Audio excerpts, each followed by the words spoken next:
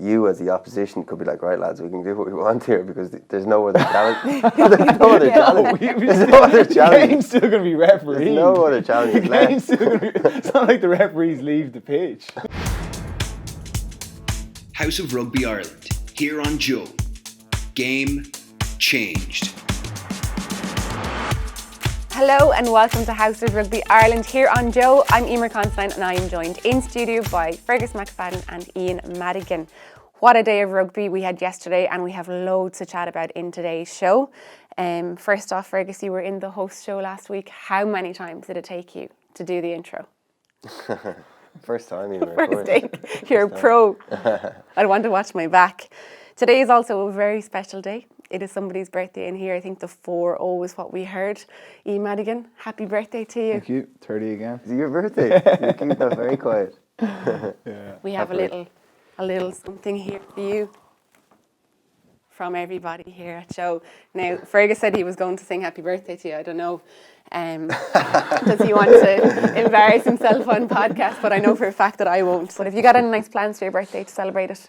Just down with family tonight, so with mum and dad and my brother. So yeah, look, it'd be nice to spend it with them. I haven't seen them in the new year, so yeah. Are you happy about getting old?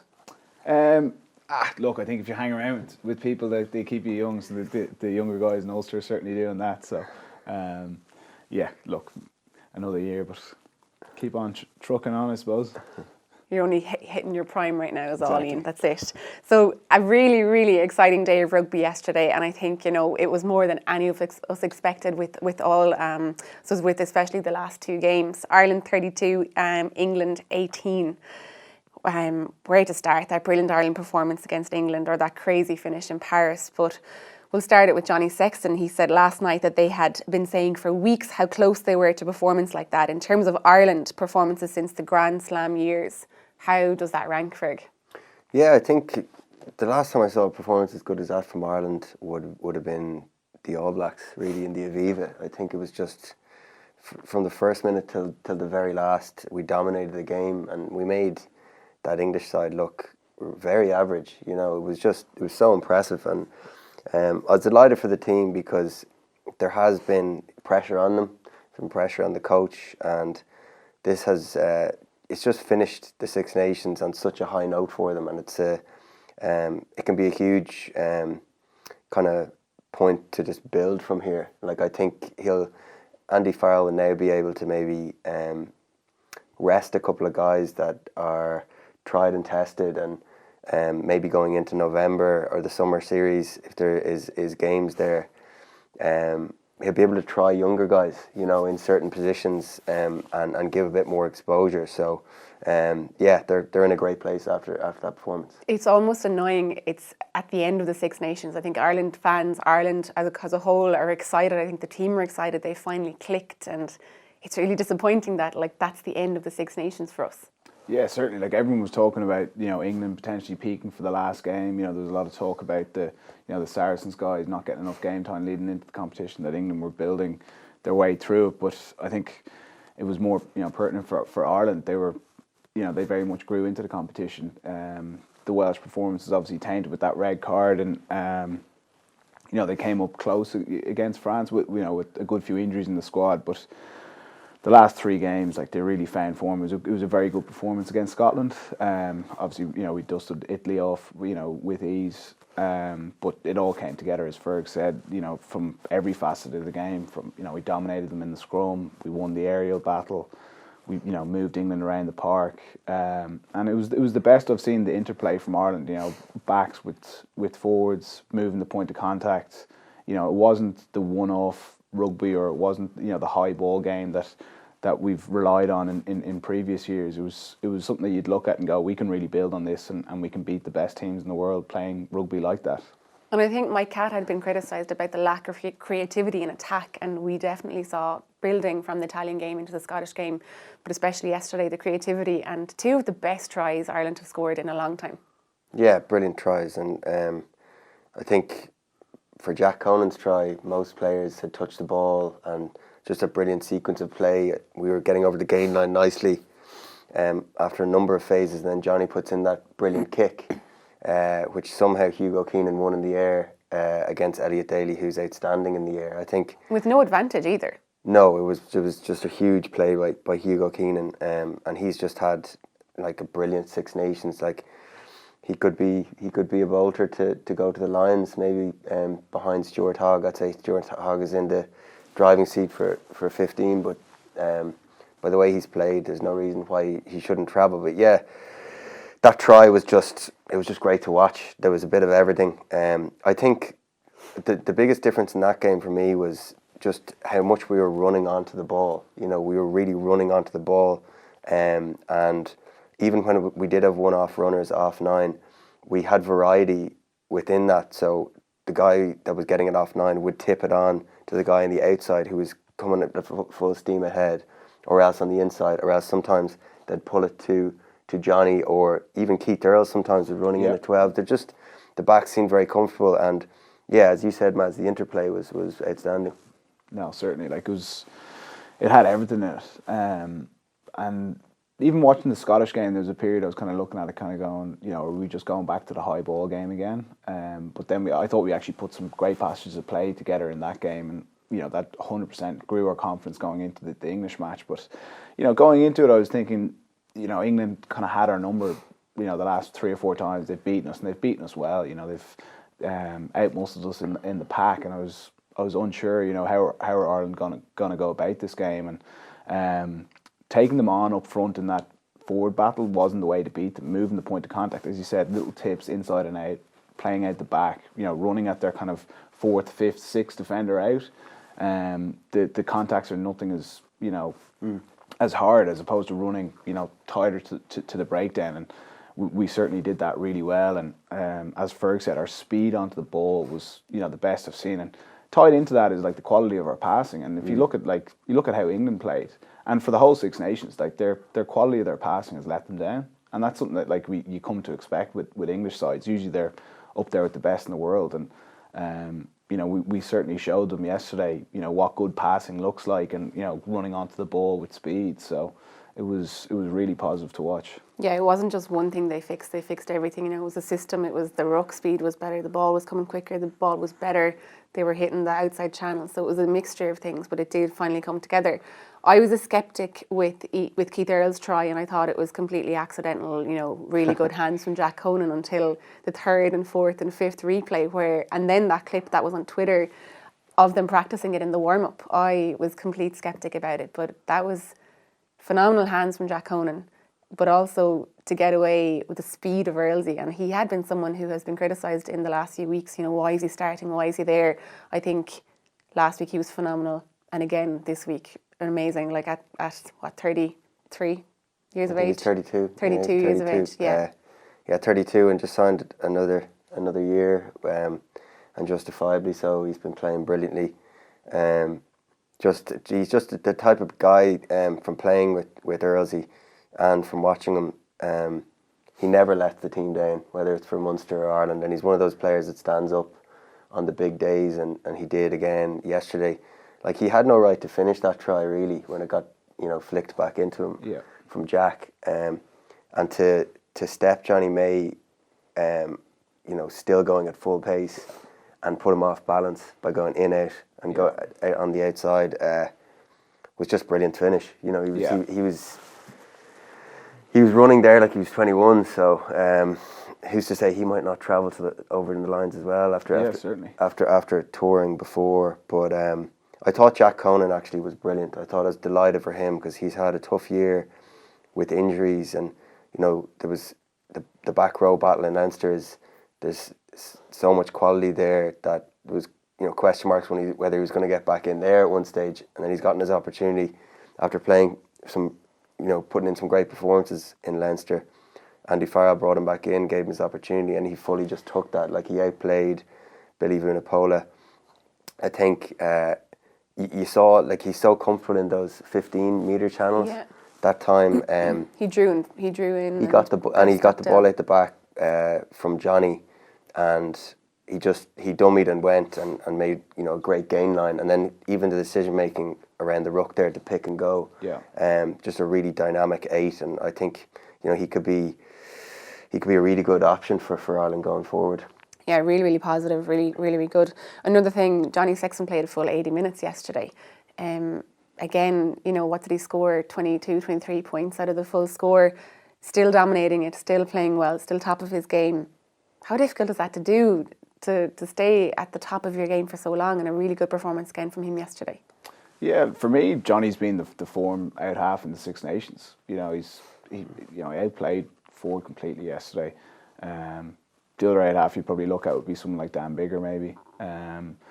But yeah, look, I think Johnny, the way he works, he's just so true to his process, and he would have fully believed, even after the first two games, he would have seen the direction that Ireland are going, and he would have been very planned out with the coaches and working with the players to put out a performance like that. And it was interesting hearing him talking after the game and saying, you know, the only concerns Ireland will have will be backing up this performance, and that just showed the confidence he had and how well prepared the team were. And you know, even from talking to the guys who were in the squad, you know, they said that they'd been training really well. The performance hadn't quite been clicking, you know, on match day. They definitely took a lot of confidence from the Italy and Scottish game, and it certainly came together for the one that mattered. It absolutely did, and that leads us nicely to this clip from Johnny on his team's win, and Hugo Keenan on how important Sexton and Robbie Henshaw are to the team. Yeah, it was brilliant. It was the performance, apart from the first 5-10 minutes, it was the performance that we wanted to produce against one of the real top sides, and we feel that, you know, England, with the results they've had over the last number of years, will be up there with the best sides in the world, and we wanted to put in a performance, you know, that did us. You know, we've worked hard over this last 8 weeks, and we felt that we weren't too far away, and we said these things, and I don't think you guys sort of listened to us, and you know, we felt we weren't too far away, and I think it all came together today in parts. Still lots we can get better at, and you know, we need to keep getting better. That's the key now. Well, it's Faz and Caddy and the players. You know, the team stuff is led by Andy, and Caddy is obviously in charge of the starter plays, and you know, it's a little bit of everything, isn't it? It's a little bit of, you know, the forwards improving the set piece so much from the last. That's important for your attack.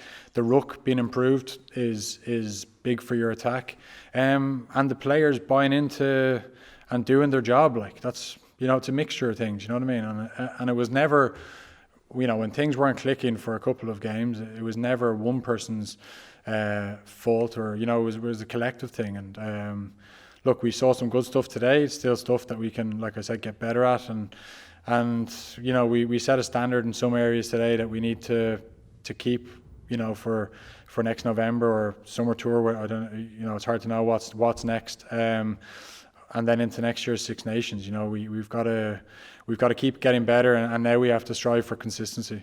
Look, like, to start, like, he's an unbelievable player. Like, he's got that experience, doesn't he? And like, slotting those kicks today was just huge. I know his kicking accuracy this whole campaign's been brilliant, but like, to keep putting the pressure on England on a side like that, to keep the foot on their neck was just huge today. Keep that scoreboard ticking over and put the pressure on them, and that's what he brings. Like, he's an unbelievable leader, unbelievable captain, and yeah, he's so passionate about the team and stuff. So it was great to see him go so well and perform. Robbie Henshaw seemed to be covering every blade of grass there, and just out there kind of smashing into tackles as well. What is it like to have a guy like him playing on the pitch and just making big hits and big plays all over the place? He's an animal, isn't he? He was unbelievable today, and he's been a standout performer for the whole campaign. In fairness to him, like, he keeps stepping up game after game, delivering. Like, he can do it all, to be honest. He's got that whole rounded game.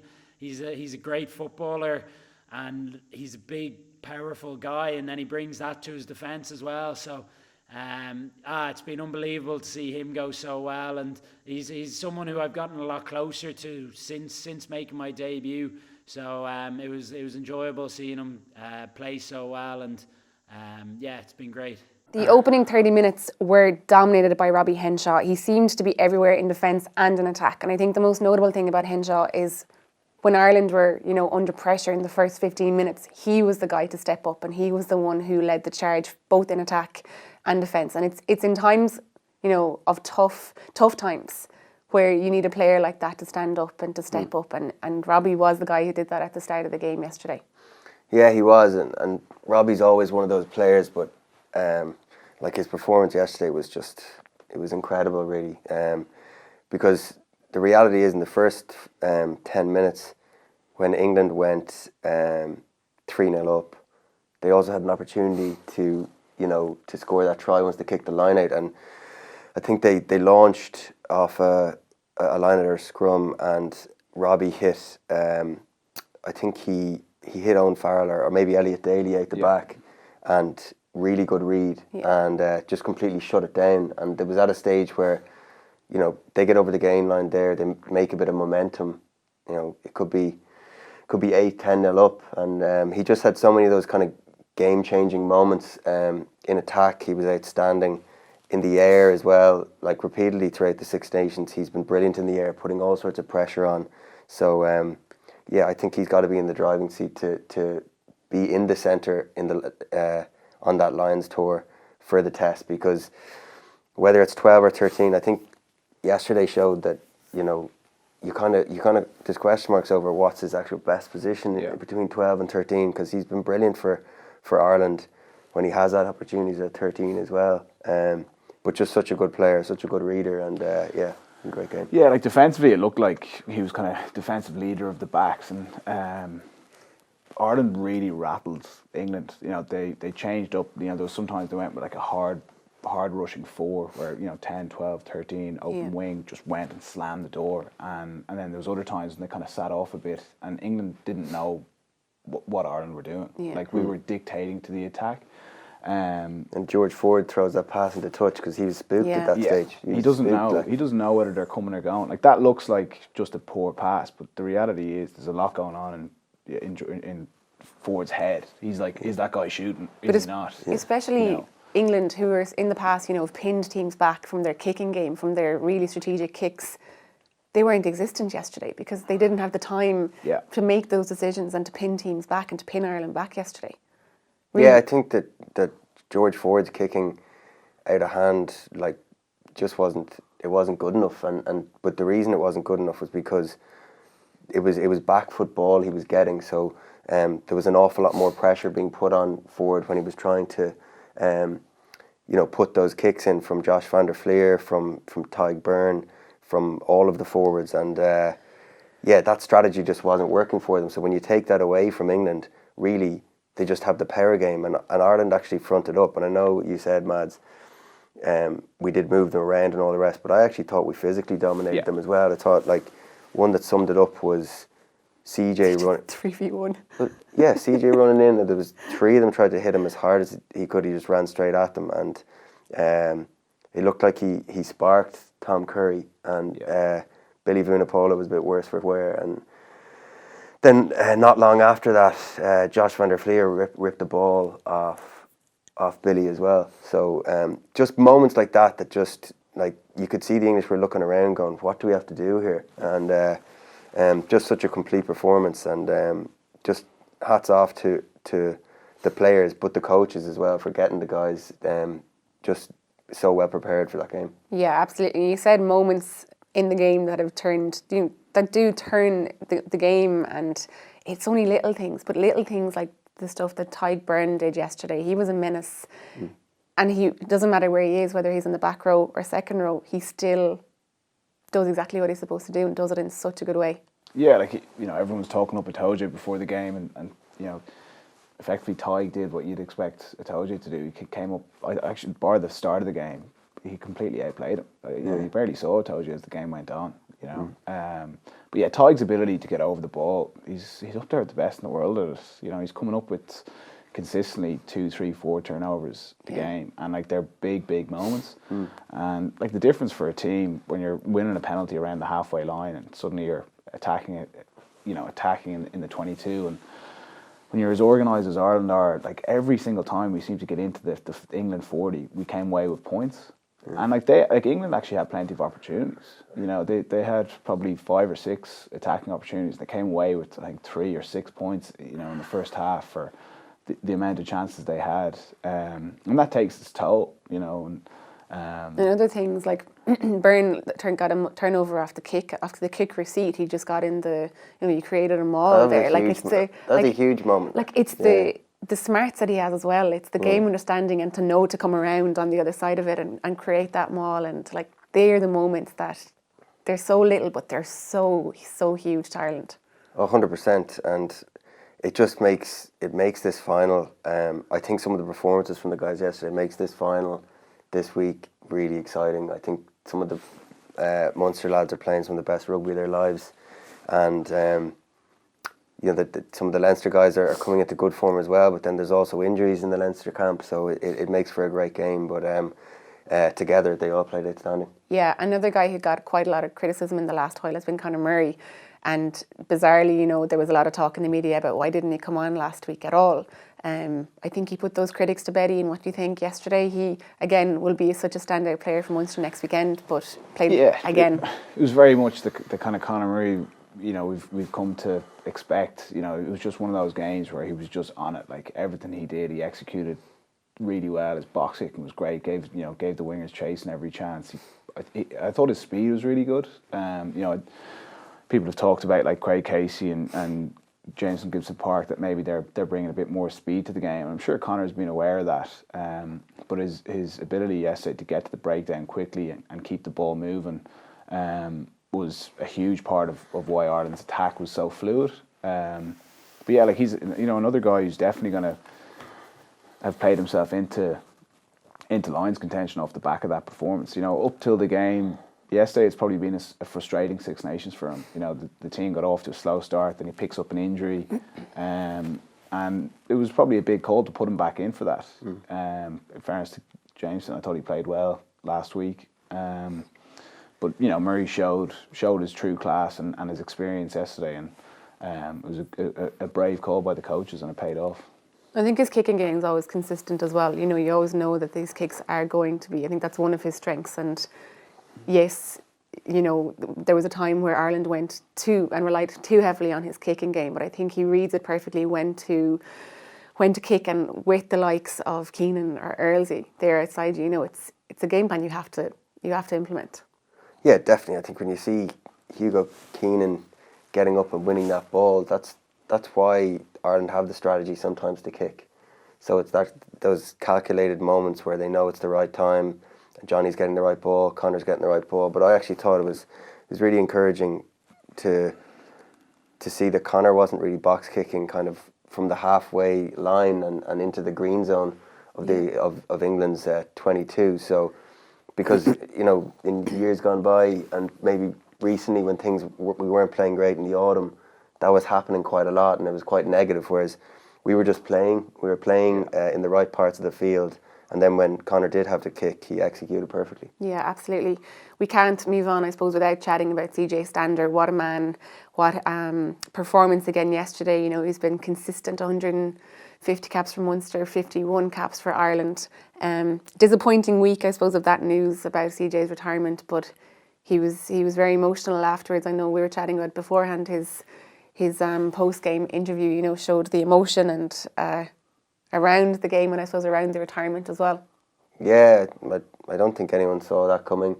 You know, he's obviously come to the decision. It must have been a very tough period with his, you know, he's got a daughter and his wife is in South Africa with their baby daughter. So, and I'm sure he's been missing that family time. And this is maybe just it seems to be a decision where he wants to try and go out on top, and he's certainly doing that. Like, still playing incredible rugby, and yeah, it's been an amazing servant for both Munster and Ireland, and I think, you know, he'll be a big loss to the camp because he was probably a bit of a leader in there, but all the best to him anyway, and I'm sure Munster will give him a good send off this week. They'll try it anyway. Hopefully they will, yeah, absolutely.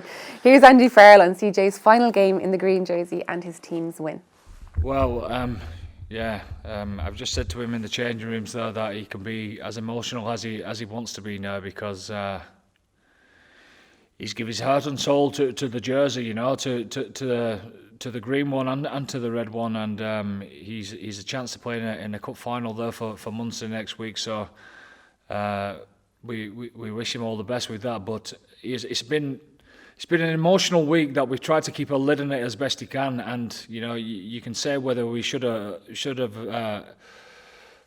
brought that out or not, but it was fitting that CJ was able to say goodbye to his friends and tell them the truth and where he's coming from and for the reasons why, etc. And how they've responded to him and how he's kept a smile on his face has been totally fitting to what this team is about. And we're delighted that we're able to put a performance together for CJ to send him off in the right way. We're delighted that we managed to control the emotion in the right way, yeah, he's emotional in the changing rooms, but happy emotional. You know, he's I cannot say enough about him. You know, as a bloke, he's the most kind-hearted, most genuine bloke that you'll ever meet, and he'll be a mate forever. So there's no doubt that CJ Stander will be a difficult person to fill, or difficult shoes to fill for CJ Stander. But you know, the back row is not somewhere we have lacked in strength and depth in Ireland. You know, there's so many amazing players out there, and you know, we saw Jack Conan stepping in, not having played a lot of rugby, international rugby in the last while, but slotting in seamlessly. Who do we think will be the next CJ Stander? I don't think that CJ Stander had his own style of play, and I don't think anyone's going to win there and try to do what CJ did. He did what he did very well, but I think there's some really exciting guys coming through. You know, Caelan Doris has been brilliant, and unfortunately for him, he was having issues with concussion, and that kind of halted his charge to try, you know, grasp that 8 jersey maybe, and maybe even try push the likes of CJ to 6 or Peter O'Mahony, and I've no doubt that he will get back in the Irish team at some stage. But you saw what happened yesterday. Like, Jack Conan he brings something different. I think his athleticism and his speed and decision making, as we said, with the ball in hand on the edges there, on top of being extremely physical when he needs to be, it's a great option. So some nice headaches there for the coaching staff going forward.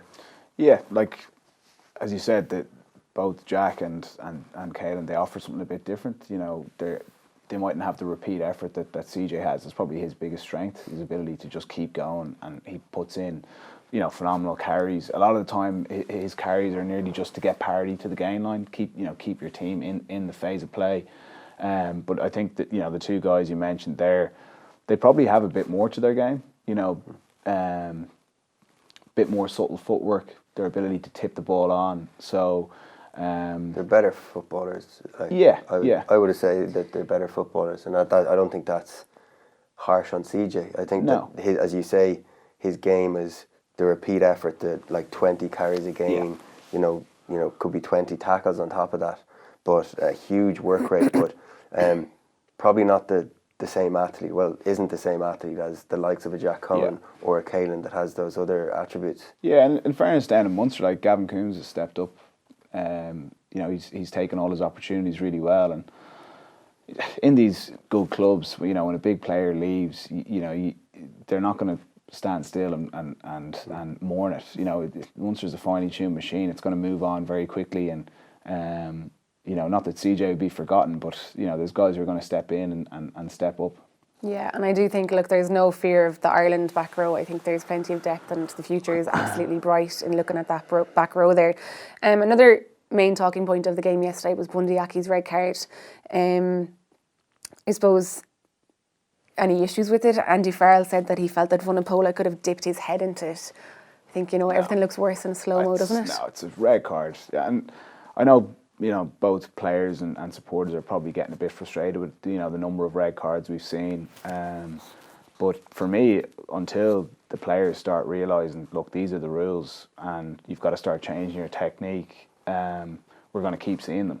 And I think it's going to happen, you know, where players are actually going to realise I'm in a bad position here and we're going to see some guys having to pull out of tackles and be a bit more passive. And I actually think it could create a bit more space on the pitch. You know, but you can't carry your shoulder at that height anymore. Like, it's not like Billy's a small guy. He's huge and he's tall. And you know, it's scary when you see a big guy like that getting knocked out. Like, there was serious force behind it. Not for me. It's a clear red, and you know, I'm sure he's going to get a lengthy enough ban off the back of it. Yeah, it's never nice to see people, you know, that those sort of head knocks. It really isn't. And the force that it must have taken to knock someone like him out, like the amount of contacts he takes in games, and he's always absolutely fine. So yeah, listen, I don't think there's any defending Bundee. Like, I'm sure Bundee would agree that it was just a red card. He caught him straight in the chin, and it's not for Billy Vunipola to worry about what someone's going to do or where his head is going. I don't think it's a very valid point to say that he dipped his head. He's got to be aware there, and he was quite upright. And yeah, it was unfortunate, but listen, it didn't cost Ireland. And if anything, actually, Bundee went off, and we still played better rugby than them, and we still played them off the park. And they did put on a bit of pressure, and they scored those couple of tries. But really, we outplayed them for the full game, and that was including when we went down to 14. Yeah, like before that red card, you know, I think it was 26-6. I was looking at it going, we have England absolutely beaten here. You know, this could end up being 40-6. You know, it had the look that it was going to be a complete thrashing, and it nearly looked the opposite to what it looked like in autumn. You know, I thought in watching that game, I was like, Jesus, England have us broken here. They could really pull away, and they didn't. But it was a complete flip of what happened there, and as you said, we just completely played them off the park. I think one of the standout comments from the commentary for me when I was watching was Michael Corcoran said that when Ireland scored the Jack Conan's try, the Irish lads were back on halfway in a huddle talking, and you know, clear messages obviously being sent in from you know, Conor, CJ, the leaders as Johnny was taking the kick, and the English lads were, Michael Corcoran said the English lads were just scattered everywhere. It looked like they were social distancing. And you just wonder, like, what, like, did they really, they were so far from being dialed in for that game. Like, I don't know what it was. Like, even Owen Farrell gives away that penalty where he does the extra roll and he's smiling afterwards. It's like, you know, there's a few things like that. I just think that it's mindset, really, isn't it? It was just a great day for Irish rugby to do that to a really good English side and make them look lost, really. What about England, though? Champions last year, Autumn Nations Cup winners too. They're now going to finish 5th place, and Eddie Jones is under severe pressure again. Yeah, I don't think many people out there be too Disappointed. too sorry for Eddie Jones being under pressure. He doesn't do himself. How have they fallen apart so badly? Any favours? Well, I mean, they were World Cup finalists, so huge expectation, and if anything, they were probably very disappointed with how they performed in the final. Obviously, South Africa, well-deserved winners, but going into that final, they were probably favourites, and I think from there, I don't think it's been a complete fall from grace, but they're just not the same team they were. They're quite inconsistent. Like, last week was you know, a really strong performance for them in the second half against France. They turned the screw, and I suppose the worry yesterday for Ireland was, were they going to turn the screw like they did for the second, like they did against France, and do the same to us? And I just think Ireland's strategy and composure just shone through, and they just didn't allow any way for England to get back into the game. Ian, is it the loss of those big players like Tadhg Beirne, Underhill, Launchbury, or, you know, was it the lack of game time that the Saracens boys had? Can you put it down to those different things? Yeah, there's definitely an element of them being too loyal to the Saris guys. I don't think that worked out for them in this Six Nations. I'd also, you'd have to be concerned with their discipline. You know, it definitely cost them a couple of games, and for me, looking back, like at the Autumn Nations, but that discipline thing comes down from the top. Like, you know, 100%. we all know that. Like, we've all been coached by maybe some coaches that didn't drive the highest standards, maybe in around the place, off the field, the way they talk to people, the way they carried on, and that just filters down very quickly. And I think that they, their big game players do give away an awful lot of penalties. Like Tadhg is a bit of a penalty machine for Like them. he'd be pulled off on any other team. Like the amount of penalties he gives away, like it's just. Like I know captains that I've had would just absolutely berate them for that amount of penalties per game. Yeah, no, it's 100% from the top down, and even seeing like a coach making 3 substitutions at half time, it just looks like he's kind of out of control. Especially like seeing your out half going off at half time. So much has gone wrong. Like the game plan clearly hasn't worked. You're then deciding that you're going to go with a different guy who probably hasn't been running at out half. You're going to completely change your back line. It just didn't look like there was much thought behind it. He looked like someone who was really scrambling. Well, look, it was a great day for Ireland anyway, either way. So what a chaotic finish in Paris, however. France 32, Wales 30. France were down to 14 men and trailing 30-20 with 20 minutes to go. I had to watch the match back again and figure out how the hell did they do it. Like, how did they end up being 10 points down and manage to come back again? Fergus, it was a phenomenal finish. It was an incredible finish. It was just an unbelievable game of rugby to watch as a neutral, and particularly nice for every Irish person in high spirits after we won. But I couldn't believe that Wales didn't win the game, because when Rhys Sammet tries to score that try in the corner, and it looked like it did, but the TMO said that it touched off. It was but that was like 2 inches. Yeah. It was such a good effort for him to finish. They score that try there, like, it's over. Realistically, that game is put to bed, and somehow France just clawed their way back into it. And I just think like the way France did that, it's a scary proposition to think what this French side could be in a couple of years, because they're building something really special. Like to do that to a really experienced Welsh side that were going for a Grand Slam and pull it out of the bag at the end was very impressive. I don't think Wales helped themselves. Obviously going down to 13 men, I think they pressed the panic button a small bit when France got within that score, but still France had to show the composure and get down on that. Like they had some beautiful interplay between the backs and forwards to get it out to Brice Dulin. But what the game actually, like after the match, after both games, I was going, like, this just points out how much we missed the crowds at the game. Can you imagine the noise in the Stade de France there, and the noise in the Aviva with the performance that Ireland put in? So such a shame. Yeah, it really was an incredible performance from both sides. I thought Wales played brilliant stuff as well. And a lot had been said leading up to it that they'd been lucky in some of their games. But I thought against England, Wales were brilliant. Played some great stuff. And yeah, it was just, as you said there, they probably pushed the panic button too soon. Like, I think when you're scrambling there and a team is unrelenting with their attack, you've got to be really smart when you infringe. And like, you look at Liam Williams one there, like, they're not under pressure. It's around the halfway line. They've just put a clearance kick in. That you don't need to do something stupid like that. The end of that game was just pandemonium, like, because you had I can't remember the name of the back rower, the French back rower they got, is it Williamson, wasn't it? Yeah.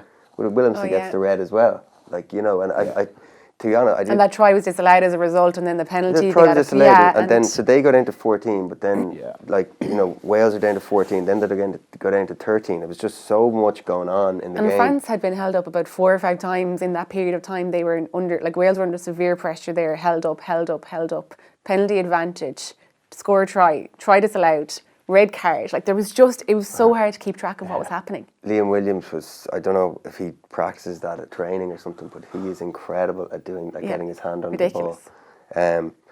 Unbelievable. And really, I suppose, actually, in the balance of it, Josh Adams' try, you could argue, was that really a try? In fairness, you like to see the TMO giving the benefit to the attackers. Yeah. But question marks over that, so maybe it cancelled out with the Rhys Sammet one in the end. Yeah.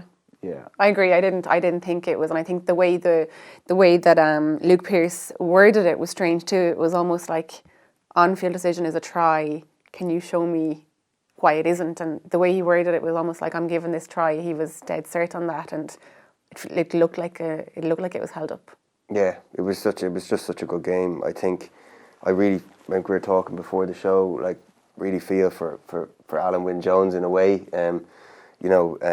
He's been just an incredible competitor and player for so long, and you know will be going on the Lions if he stays fit. Will probably captain the Lions, but it would have been a pretty good landmark, or pretty cool landmark for him to get 4 Grand Slams, and that one unfortunately slipped away. But they could still win the competition depending on what happens next week with France and Scotland.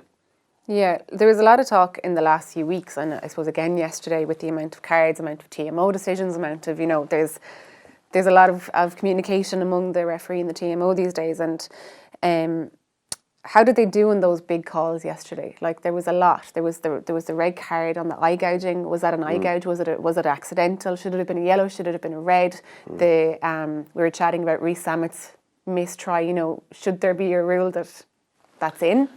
Yeah, I think the ref did a very good job. You know, it was the kind of game where he could nearly lose control. But I'm a big fan of Luke Pearce. I like the way he communicates with the players. He keeps the game moving.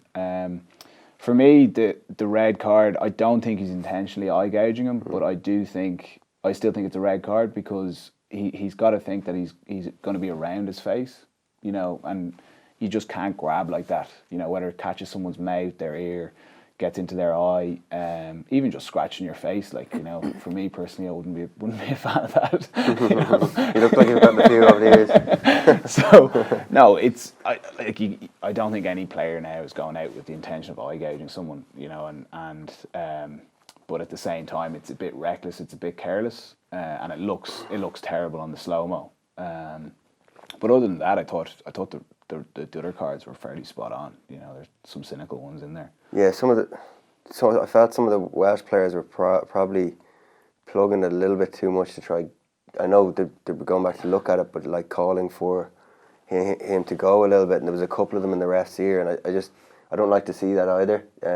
It's all well and good if the captain maybe mentions to look at something, but you don't want to see that, you know. And yeah, he got sent off, but as you say, I don't think there was any intent behind it, because he wasn't even, like, he wouldn't have even been looking at where his hand was, really. He was just trying to flick him over the ruck. So, but listen, hats off to France. They still managed to pull it out of the bag with 14. Yeah, there was a lot of that actually yesterday, where there was a lot of communication with the referee outside of the captains. Even was Fiku held up, and they thought he got a try, and they were pleading at the ref to go back and look at that as well.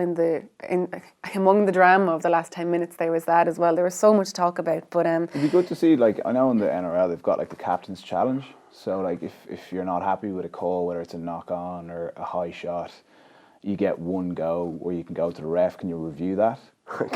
Teams could start.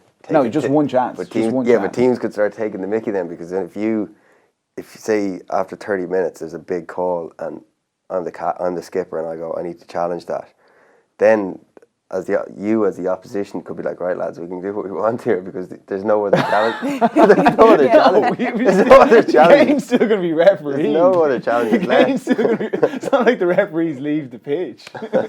They're still there. I do agree. But I do agree with you, because I think that it is. There's a fair bit of time. It does add to the drama of the game at times, and it's a big talking point for fans and spectators. It is, these kind of decisions are, you know, people do like to talk about them, but I do think it takes away from the game at times, and I do think it can stop the flow of a match as well, and you don't like to see that. So if the referee and his TMO and fourth officials could just make the decisions a little bit quicker. So sometimes it's a little bit dragged out. Yeah, no, it is. And like the way the game's going now, like the TMO is nearly more important than the ref. It's like, how well can he analyse the game and pick up high shots, and you know, it's something you want to be careful with as well. You don't want like games going on for 100 minutes. No, absolutely not. Post-match, Fabien Galthié was not shy about what he felt was Welsh play acting. He declared, if you really watch the reaction of the Welsh players, they specialise in making the opponents get red cards. Their body language is quite clear. I hope the referee takes that into consideration. I don't think Paul deserves a sanction. Does Galthié have a point there? Do you think the players are being told to exaggerate? We're reading between the lines there. He's basically saying that Wales are good at acting. Well, they're good at drawing red cards out of a ref, and I don't really know what to take from that, to be honest. I don't really know how you could do that, but Look, they won. maybe he's pointing out that what we just talked about there, that he felt that the Welsh were making a fair bit out of that, and I think the player it happened to, I think was it Jones, the prop, that Williams actually grabbed by the face. Yeah. Like he still remained on the field, and he was okay. So, but his reaction was like, David Ginola playing for Newcastle back in the day. He was rolling around the place on the ground. So, also earlier on in the game, Fiku got a high tackle, and he was like screaming and roaring for it, and it was barely even touched. I think we're going to have a period now where like players are still adjusting to how these like high shots are being reffed. That like you're going to see players who receive a high shot, they're just going to stay down, because they're going to go, well, I know I got a shoulder to the head there, I'm fine, but if I get up, it's not going to be reviewed. If that happened to you a few weeks ago? I got up and dusted myself off here. No, but if you continue on, there's a good chance it's not going to be seen and not going to be checked. Whereas if you stay down and the play has to be stopped, you can be guaranteed the TMO is going to go, oh, well, what actually happened here? Jesus, shoulder to the head, red card. So I think there is definitely going to be a period of time where, while players are adjusting and realising you can't put in these high shots anymore, we're going to continue to see stoppages in play, more red cards. And the reality is that say if Bundee hit Billy Vunipola as he did, but he was absolutely fine. The ball was recycled. They kept playing, and then maybe 45 seconds later, the play breaks down, and the team was like, I think we should look at this. Like, it's probably yellow. Well, yeah, maybe it's not. Maybe it's not a red, because he might go, well, the player's fine. There's a bit of mitigation and la da da. Whereas, like, Billy was just knocked out there, so it can be dependent on what actually happens to the player as well. And I think if you have players carrying on, like, trying to draw that, as I say, out of the referees, it's never good. But hopefully that doesn't come into the game. No, but.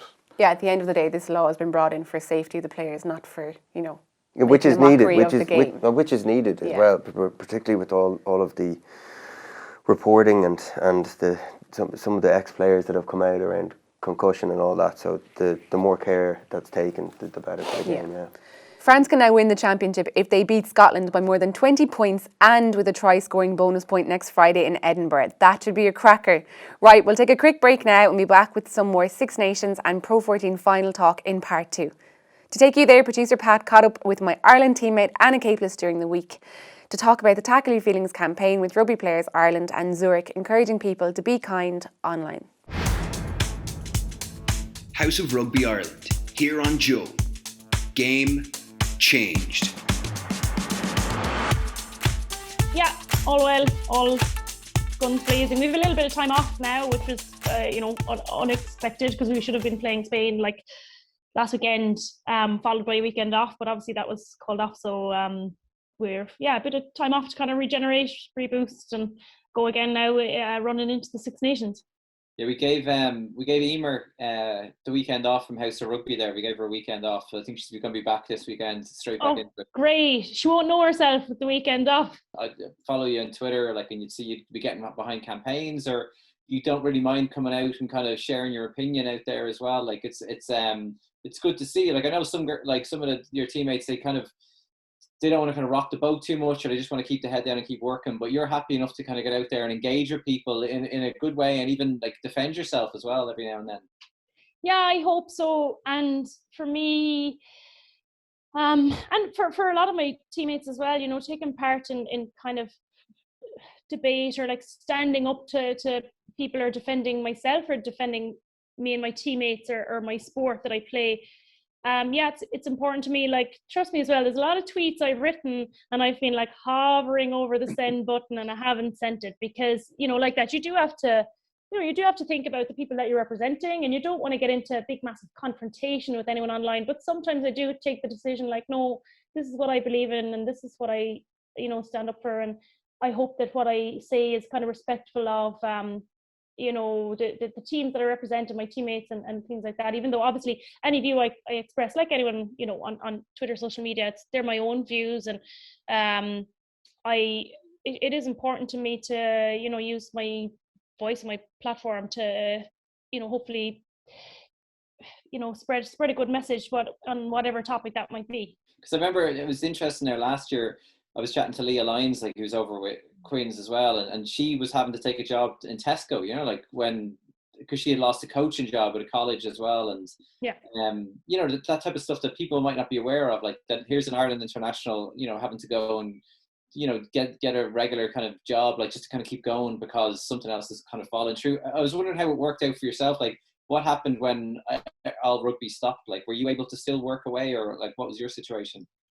I was working for Harlequins Foundation as a development coach, which I absolutely loved. And like, to be honest, it was like my dream job, like, because I'm a qualified teacher. And when I last year with Harlequins, I decided to work part-time so that I could fully commit to training throughout the week. So I had worked out a schedule with Harlequins Foundation that I could work around my training schedule. So that was really great. Frustratingly, with the pandemic, I moved back to Ireland for a bit, and then I went back to the UK, and then things had kind of changed. So I lost that job essentially from all the kind of moving around, and that was disappointing. But it's now left me in a place where I decided recently just to come back to Ireland to focus on the World Cup qualifiers, which then were postponed. So it was all just kind of one thing after the other. So, I spent a lot of years in college studying languages and becoming a teacher, and now I'm like, just making coffee. I just started working in a coffee shop, which is fine. Okay. And that's fine for me, and I'm happy to do that, to put my playing career, first, in these last few years of my playing career, to prioritize that. But it means that you're like Leah going taking a job in Tesco, like me going making coffee, even though, to be fair, all those days that I was like, when I was teaching, and marking books, and you're marking exams like late into the night, and I was stressed, and all I was saying to myself was like, I wish I just worked in a coffee shop. So now I'm just taking advantage of that and just kind of getting by for now, and waiting to see what's going to happen with the schedule. Because if the schedule opens up, and depending on what fixtures are to come in the next couple of months, if there's an opportunity to go back and finish out the season with Harlequins, I will. It's another year now till the World Cup, so it remains to be seen where I'll go from here. But taking a job as a teacher is a massive commitment. We've plenty of teachers on the squad, on the Irish squad. But for me now to go into a teaching role, I wouldn't want to fully commit to something like that if I was to then go back to Harlequins in a couple of weeks' time. So there's a lot of chopping and changing, but it's all due to COVID, really, that there's just been so much spanners thrown in the works like that are just presenting more and more challenges, and which means that I'm now in Dublin working in a coffee shop, whereas this time last year I was a rugby coach for Harlequins, playing for Harlequins. So it's being from Cork as well. Because I just kind of thought I'd put the connections together. Yourself and Peter O'Mahony, you're the two most passionate people when it comes to singing an anthem. Where does that come from? Like, do you use that to kind of get yourself up and ready for a game when you're playing? Yeah, definitely.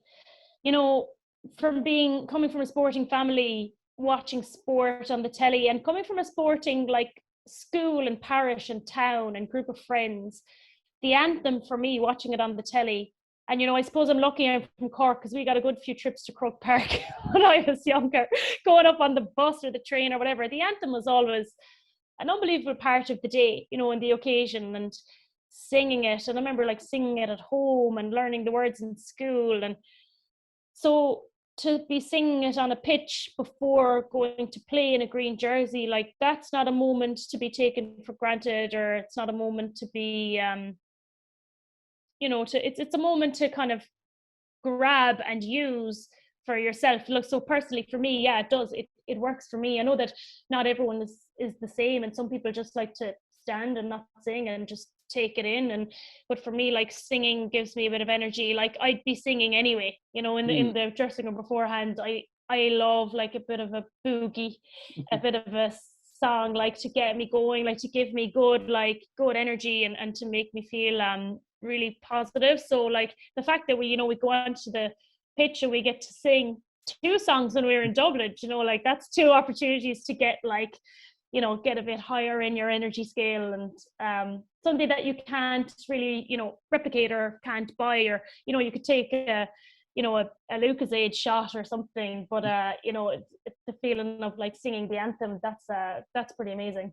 Hey, were you watching that match? Yeah, I've got my favourite jersey on too. Cool. The Irish jersey is the best jersey in the world. I hate some of the players though. Can't wait until the team is back in Dublin and we'll be in for it then. I'll be waiting. Hey, don't be proud of who you are. You don't deserve Irish nationality. Shouldn't be allowed near an Irish jersey that foreign. I hope he never sets foot in this country again. Yeah! What got him back to wherever he came from? Some of those project players are bigger frauds than our welfare tourists. They need to off back home. It's obvious he's not from anywhere near here. He's a traitor of 2 countries now. We shouldn't be accepting second-class citizens in the first place. He'll probably play the victim now too. The filthy. It's our country. We deserve to be heard. You wouldn't want your kids to talk like this in the playground. So why would you say it online? This script was compiled using real tweets directed at Irish rugby players. Be kind. Yourself and Hugo were kind of getting the word out there today, but like happy to kind of lend your voice and kind of get the word out there as well a bit more about it. Definitely, because I believe that, the conversations around, the positive, or let's say the negative responses that are coming from people sitting on the couch, tweeting, tagging a player to say something negative. Like, I think, this campaign will hopefully like, empower people to feel that they can, object to that, and to realize that that's not the right way to do things, whether it's you yourself that makes those negative comments, or someone that makes those negative comments, that this awareness that that's not the right thing to do. If like these cartoons have, they're very difficult watching. They're very cute, and the boys are very cute, and the cartoons are brilliant from Matt, and they're still very difficult to watch and very uncomfortable, but that's then they've achieved their goal. They've made it sound as ridiculous. They've made it look as ridiculous as it sounds. Bullying isn't acceptable. And, we would have learned that in school and in the workplace. It's just not acceptable. You can't, that's not the way things are done anymore. And I think that social media, especially in a year like this where you don't have as much, contact with your friends to talk about the game or whatever, people have gone very, trigger happy on what they're tweeting and the comments that they're making, and just, I suppose, people wanting to feel part of some kind of bandwagon, or someone feeling really passionately about the opinion they have on a player. But it's actually not acceptable to tag someone or to say things that negatively, because more than likely that person has not really achieved, won't have achieved the same level of success on the rugby pitch that the person they're tweeting about has done. So, you've no right to tag someone, or you've no right to speak about someone that negatively, because, for any mistake or error, or, fluffed up situation that a player might have found themselves in during a match, they've done a million positive things. So, it's so just typical for, people on the couch to focus on, the negative thing. I remember a really funny tweet that I read a few years ago watching the Olympics. It was like, me on the couch with a mouth full of Pringles watching the Olympics gymnastics. So when they take a tiny step, when they finish their landing and they take a tiny step, it's like me with a mouth full of Pringles. What a loser. And that's as ridiculous as it sounds, like, oh, for goodness sake, him missing a tackle, or her, whatever, missing that kick. It's like, well, you're sitting on your backside on your couch, so it's a bit rich coming from you, so I do think that this conversation, that you and I are having now, and these cartoons and everything that Tackle Your Feelings is trying to like put out there and achieve is like to know and realize that that's not the right way to do things, and that, you know, you and I or anyone that listens to this can feel empowered to say, no, sorry now, and object to it with, you know, facts, or actually I know that player and she works really hard, or actually his speciality is, you know, whatever, and he's, you know, maybe he's struggling with confidence or whatever, you know, just to keep that positive, critical but positive conversation going. Yeah, perfect. Well, listen, great stuff, Anna. Great to see you involved with it, and good luck now. And at least, as you said, go catch up and read about this new tournament that hopefully you'll be involved in soon enough as well. I will do. Thanks a million, Pat. House of Rugby Ireland, here on Joe. Game changed. The championship is all set up for an exciting conclusion next Friday, but Ireland are all wrapped up now. It gives us an opportunity now to look back on their campaign through a couple of categories. So we're going to chat about, first off, their best Irish player. So Ian, who do you think throughout the championship has been the standout player for Ireland? I think consistently, probably Robbie Henshaw. You know, I think he stepped up in every game, and then, you know, polished it off, I suppose, with a phenomenal performance against England. So it's exciting for him. You know, he's definitely putting himself forward for a starting spot with the Lions, and he's definitely, you know, stepped up as a real leader in that Irish side. Yeah, I think I'd agree. I think Robbie's he's outstanding. He's become a real leader in there, and what Robbie does is, you know, from playing with him and being in change rooms with him, not the biggest talker, you know, during the week or even before the game. He literally just leads by example, and often the best leaders do that. He never lets you down, and just so many consistent performances by him. And that last one has put him in prime position to start for the Lions. I think in the pack, Tadhg Beirne, as obviously he's picking up the man of the match performances, and he's been a real find for Ireland. Sorry, not that he's been a find, but he's been playing great for Munster for a number of years now, but he probably never got his opportunity, you know, through maybe losing out in selection and injury, but he got it at the start of the Six Nations, and he really took it with both hands. Like, I think he had 2 or 3 man of the match performances, and he's also in a great position to be going on that Lions tour now. And then the last one would be Hugo Keenan, just in terms of a new find for Ireland. I think with Rob Kearney leaving and a big void being filled, was left to be filled there, because I think people took for granted for years what Rob did for Ireland and the security he had back there. But Hugo has just taken to Test rugby pretty seamlessly, so very, very impressive as well. I think he started the last 11 games for Ireland. Like, it's almost like he's number 1 on the team sheet there at this stage. It's really, really great for him, and good to see the future's bright there. Best Irish moment then, Ferg. What was the standout moment of the championship? Standout moment, it's got to be that performance in general. I think against England in the Aviva. I'll say it again, that it's just such a shame there wasn't a crowd there, because I just say it would have been pretty epic, you know. But yeah, that was probably the standout moment for me. Yeah, Tadhg celebrating that scrum, you know, he just kind of epitomised the game. We overpowered England, you know. It was something that we'd heard a lot about, and I'm sure it was playing on the Irish guys' minds, and just to muscle up like that and to charge over them, it was very satisfying. I'm surprised one of you didn't mention actually Tadhg Furlong's step on Finn Russell last weekend as the moment of the Six Nations. Yeah, not a good one for the out half union, that. Yeah, I didn't see that step, to be honest. It wasn't on Twitter. Yeah, it's literally been everywhere. I didn't see it.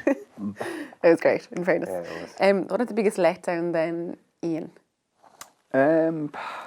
Look, I think when you start off the campaign with a loss, it really takes the wind out of your sails. You know, the Grand Slam, the Triple Crown, it's taken away from you straight away.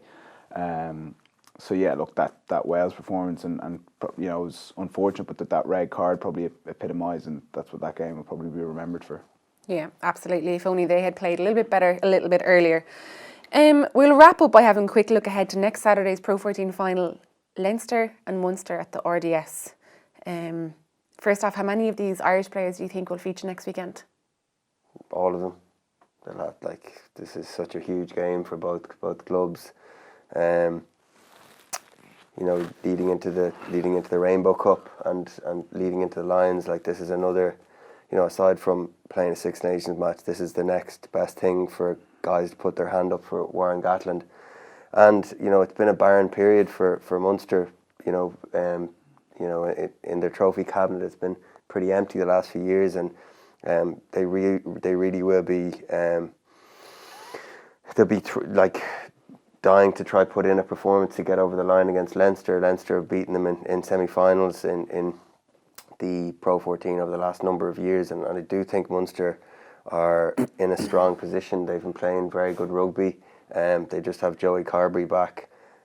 So it's going to be a tight match. I do think it's going to be a really tight match, but you'd have to think Leinster are favourites. Yeah, I was just thinking of that, of the depth, and obviously me going with the Munster squad, the depth that Munster have in almost every position across the field, and it's not often that we don't have an injury crisis, or look at the 9, it's Murray will start, but you've got Craig Casey there.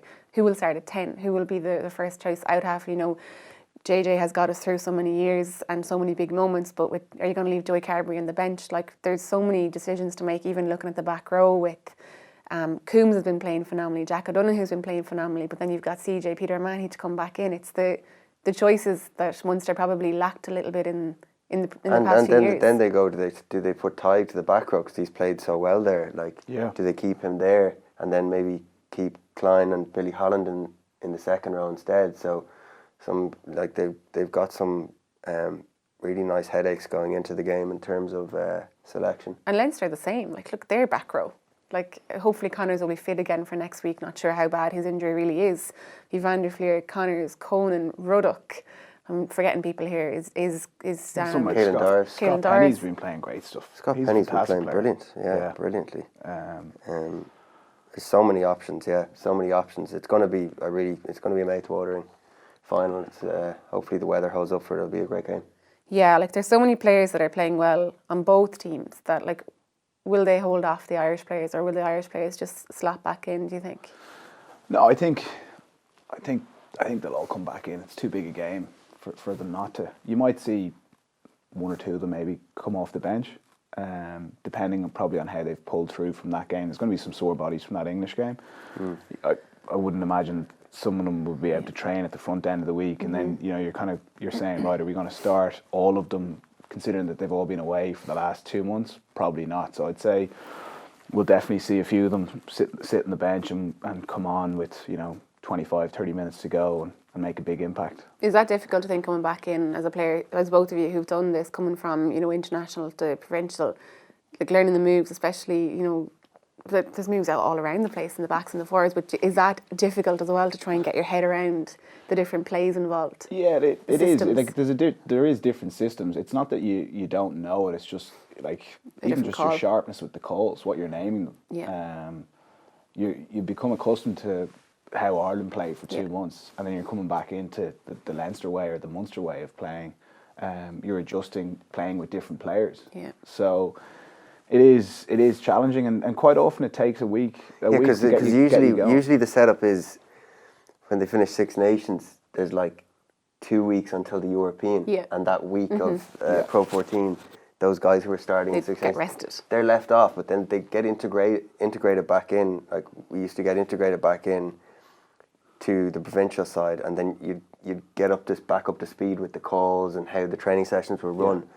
So the fact that there is such a short turnaround, it's going to actually be interesting to see, because they're going to have to get straight back into it really, and it's such a big game. I can't see either team putting people on the bench. They'll be. I don't know. I think they will. If you're relying on them performing off the back of one training session, they're not going to be able to train front end of the week. You've got one session probably on the Wednesday that you've got to get everything gelled back together. So I can't see them all coming back in to start.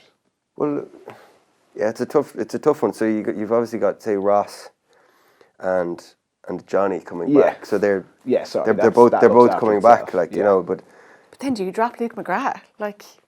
He's been Gibson Park coming back in. Yeah, it's just some really tough decisions there. It's going to be the standard of that final is going to be really, really high, and actually, you often see, whether it's Munster or Leinster going into a European game, a couple of weeks after the finish of the Six Nations, the performance often spikes from Ireland playing well and the confidence that those guys. Yeah. So, but all those guys are coming back and they're playing each other 7 days later, and it's just going to make for a great game. It's bizarre, isn't it? It's a kind of a situation that wouldn't happen in any other year, but.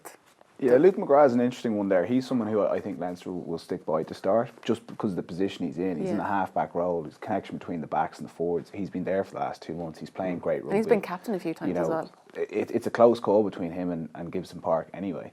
So just because Gibson Park's coming back from Ireland camp, I think that's one that I go, you'd stick with him there and have Jameson coming off the bench.